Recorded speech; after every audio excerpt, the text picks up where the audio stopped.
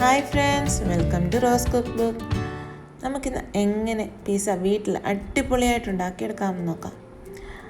നമുക്ക് ഓവൻ്റെ ഒന്നും ആവശ്യമില്ല. ഓവനില്ലാതെ തന്നെ ഒരു കടായി ഉണ്ടെങ്കിൽ, നോൺ സ്റ്റിക്ക് കടായി എല്ലാവരുടെ വീട്ടിലുണ്ടാകും. ആ കടായിലും നമുക്ക് അടിപൊളിയായിട്ട് കടയിൽ നിന്ന് വാങ്ങിക്കുന്നത് പോലെ തന്നെ ടേസ്റ്റോടെ നമുക്ക് പിസ്സ വീട്ടിലുണ്ടാക്കിയെടുക്കാം. നമുക്കിന്ന് എങ്ങനെ അത് ഉണ്ടാക്കാമെന്ന് നോക്കിയിട്ട് വരാം. ഞാനിവിടെ 2 പിസ്സയാണ് ഉണ്ടാക്കാൻ ഉദ്ദേശിക്കുന്നത്. അതിനായിട്ട് ഞാനിവിടെ 2 കപ്പ് 240 ml 2 കപ്പ് മൈദ എടുത്തിട്ടുണ്ട്. അതിലേക്ക് 2 ടേബിൾ സ്പൂൺ പഞ്ചസാര ആഡ് ചെയ്യണം. ഇനി നമുക്കിതിലേക്ക് 1 ടീസ്പൂൺ ഇൻസ്റ്റൻറ്റ് ഈസ്റ്റ് ചേർക്കണം. അതിനുശേഷം ആവശ്യത്തിനുള്ള ഉപ്പ് ചേർക്കണം. പിന്നെ നമുക്ക് ഒരു 2 ടേബിൾ സ്പൂൺ സൺഫ്ലവർ ഓയിൽ ചേർക്കണം. വെളിച്ചെണ്ണയൊന്നും ഉപയോഗിക്കരുത്. ഇനി നമുക്ക് ഇതെല്ലാം കൂടെ നല്ലതുപോലെ കൈവച്ച് തിരുമ്മി യോജിപ്പിക്കണം. നല്ലതുപോലെ ഓയിലും എല്ലാം നല്ലതുപോലെ മിക്സ് ആവാൻ വേണ്ടിയിട്ടാണ്. പുട്ടിൻ്റെ പൊടി നനയ്ക്കുന്നത് പോലെ നല്ലതുപോലെ തിരുമ്മി പിടിപ്പിക്കണം. നമുക്ക് ഈ മാവ് കുഴയ്ക്കാൻ വേണ്ടിയിട്ട് ഞാൻ 200 ml വെള്ളം എടുത്തിട്ടുണ്ട്. ഈ വെള്ളം എന്ന് പറയുന്നത് ചെറിയ ചൂടുള്ള വെള്ളമാണ്. ഒട്ടും ചൂട് കൂടി പോകരുത്. ചൂട് കൂടിപ്പോയി കഴിഞ്ഞാൽ നമ്മുടെ മാവ് കുഴയ്ക്കുമ്പോൾ മാവ് വെന്ത് പോവും. അത് നമ്മുടെ കയ്യിലൊക്കെ ഒട്ടിപ്പിടിക്കും. അത് നമ്മൾ പിസ്സ ഉണ്ടാക്കി കഴിഞ്ഞാൽ അത് ശരിയാവില്ല. ചെറിയ ചൂട് മാത്രം മതിയാവും. നമുക്ക് അവസാനം കയ്യിലൊട്ടി ചെറുതായിട്ട് ഒട്ടിപ്പിടിക്കുന്നുണ്ടെങ്കിൽ നമുക്ക് കയ്യിൽ ഇച്ചിരി ഓയിലെടുത്ത് തടവി ഒന്നുകൂടെ ഒന്ന് കുഴച്ചെടുത്താൽ മതി.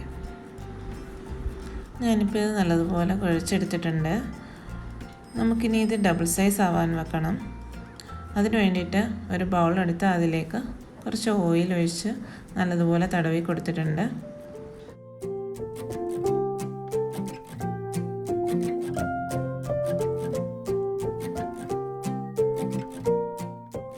ഇനി നമുക്ക് കുറച്ച് ഓയിൽ അതിൻ്റെ മുകളിലും കൂടെ പുരട്ടി കൊടുക്കണം.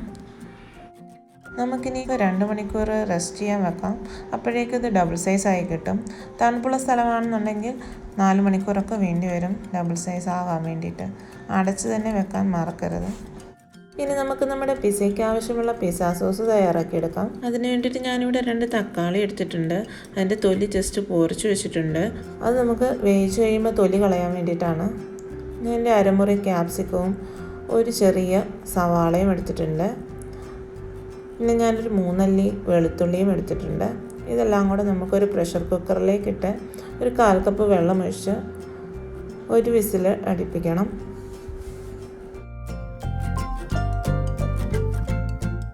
ഇനി നമുക്ക് കുക്കർ തുറന്ന് നോക്കാം.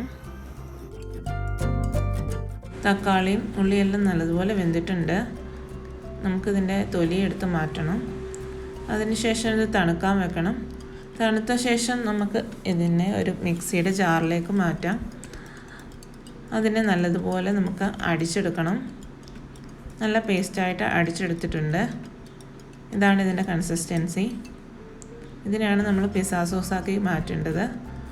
അതിന് വേണ്ടിയിട്ട് ഞാനൊരു കടായി എടുത്തിട്ട് അതിലേക്ക് കുറച്ച് എണ്ണ ഒഴിച്ചിട്ടുണ്ട്. സൺഫ്ലവർ ഓയിലാണ് എടുത്തിരിക്കുന്നത്. അതിലേക്ക് 1 ടീസ്പൂൺ കാശ്മീരി ചില്ലി പൗഡർ ഇട്ടിട്ടുണ്ട്. അത് ജസ്റ്റ് ഒന്ന് മൂത്ത ശേഷം അതിലേക്ക് നമ്മൾ അരച്ചു വെച്ചിരിക്കുന്ന തക്കാളി ഉള്ളി പേസ്റ്റ് ഒഴിച്ചു കൊടുക്കണം. അതിനുശേഷം നല്ലതുപോലെ ഇളക്കി യോജിപ്പിക്കണം. ഇത് നല്ലതുപോലെ വറ്റി വരണം.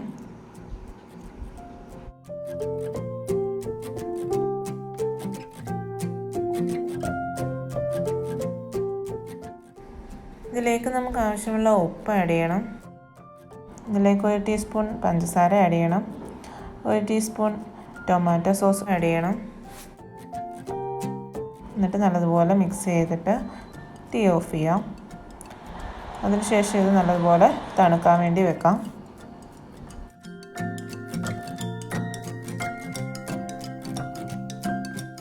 ഇനി ഇതിനായിട്ടുള്ള ചിക്കൻ നമുക്ക് ചെറിയ കഷ്ണങ്ങളായിട്ട് എല്ലില്ലാതെ മുറിച്ചെടുത്ത് വെക്കണം.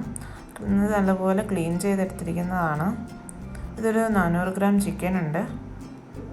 ഇനി ഇതിലേക്ക് നമുക്ക് 1 ടീസ്പൂൺ മുളക് പൊടി ആഡ് ചെയ്യണം. അതിനുശേഷം ഇതിലേക്ക് 1 ടേബിൾ സ്പൂൺ കോൺഫ്ലോർ ആഡ് ചെയ്യണം. പിന്നെ നമുക്ക് 1 ടീസ്പൂൺ ടൊമാറ്റോ കെച്ചപ്പ് ആഡ് ചെയ്യണം. ഇനി നമുക്ക് ആവശ്യമുള്ള ഉപ്പും കൂടെ ആഡ് ചെയ്ത ശേഷം നല്ലതുപോലെ കൈ വെച്ച് തിരുമ്മി യോജിപ്പിക്കണം.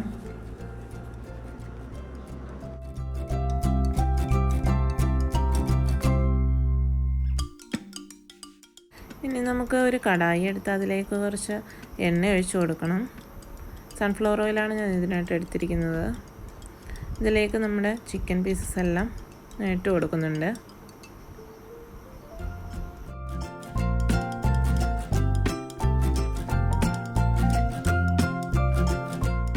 ഇനി നമുക്കിത് അടച്ചു വെച്ച് വേവിക്കാം. വെന്ത ശേഷം അതിലെ വെള്ളമെല്ലാം വറ്റിക്കഴിയുമ്പോൾ നമുക്കത് ഫ്രൈ ആയി കിട്ടും. ഇടയ്ക്ക് ഇങ്ങനെ ഇളക്കി കൊടുത്തുകൊണ്ടേയിരിക്കണം. കരിഞ്ഞു പോകാതെ സൂക്ഷിക്കണം.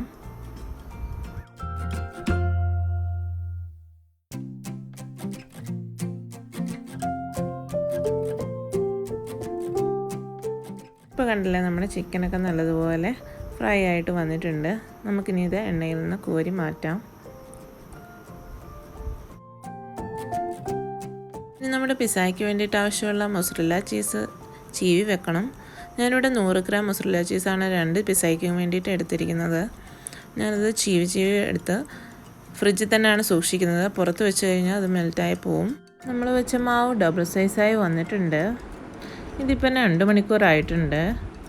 നമുക്കൊന്നും കൂടെ നല്ലതുപോലെ കുഴച്ചെടുക്കാം. അതിനുശേഷം നമുക്കിത് 2ആയിട്ട് ഡിവൈഡ് ചെയ്തെടുക്കണം.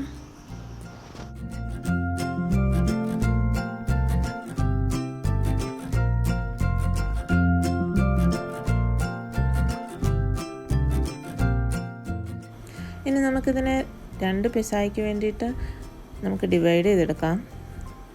ഈക്വലായിട്ട് ഞാനിപ്പം ഡിവൈഡ് ചെയ്തെടുത്തു.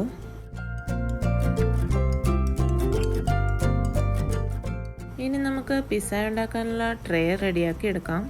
അതിന് വേണ്ടിയിട്ട് ഞാനിപ്പോൾ ഓവനിൽ വെക്കുന്ന ട്രേ ആണ് എടുത്തിരിക്കുന്നത്. അതിലേക്ക് നമുക്ക് ഇച്ചിരി ഓയിൽ തടവി കൊടുക്കണം.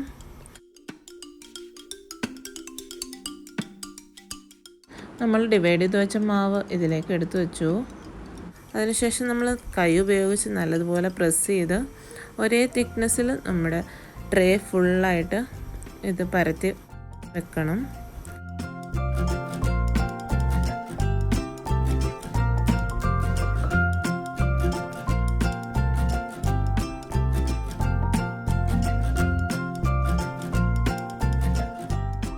ഇതിപ്പോൾ ഞാൻ എല്ലായിടത്തും ഒരേപോലെ തിക്നെസ്സിൽ പരത്തി. ഇനി നമുക്കൊരു ഫോർക്ക് എടുത്ത് ഇത് ഫുള്ളായിട്ട് ഇങ്ങനെ കുത്തി കൊടുക്കണം. അത് ഒരേപോലെ എല്ലാ സൈഡും വേവാൻ വേണ്ടിയിട്ടും പൊങ്ങി വരാൻ വേണ്ടിയിട്ടുമാണ് അങ്ങനെ ചെയ്യുന്നത്. നമുക്ക് നമ്മുടെ മെയിൻ ഇൻഗ്രീഡിയൻറ്റ് പിസ്സ സോസ് പുരട്ടി കൊടുക്കാം. അതിന് വേണ്ടിയിട്ട് നമ്മൾ ഉണ്ടാക്കി വെച്ച പിസ്സ സോസിൻ്റെ പകുതി ഞാൻ എടുത്തിട്ടുണ്ട്. അത് ഞാൻ ഇതിലേക്ക് പുരട്ടി കൊടുക്കുന്നുണ്ട്.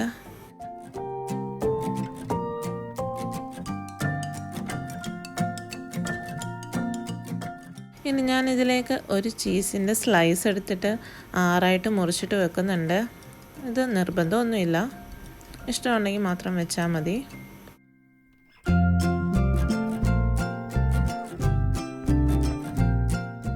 ഇനി നമ്മൾ ഫ്രൈ ചെയ്ത് വെച്ച ചിക്കൻ പീസിൻ്റെ പകുതി എടുത്ത് ഇതിലേക്ക് നിരത്തി കൊടുക്കാം.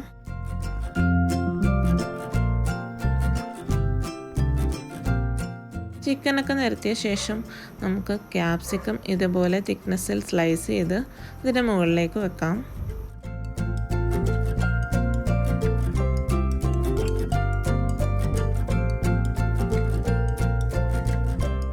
ഇനി നമ്മൾ ഫ്രിഡ്ജിൽ വെച്ചിരുന്ന 50 ഗ്രാം മൊസറല്ല ചീസ് ചീവിയത് ഇതിൻ്റെ മുകളിലേക്ക് നിരത്തി കൊടുക്കാം. ചീസ് കൂടുന്തോറും അതിൻ്റെ ടേസ്റ്റ് കൂടും. അത് നമ്മുടെ ഇഷ്ടത്തിനനുസരിച്ച് ചേർത്ത് കൊടുക്കാം.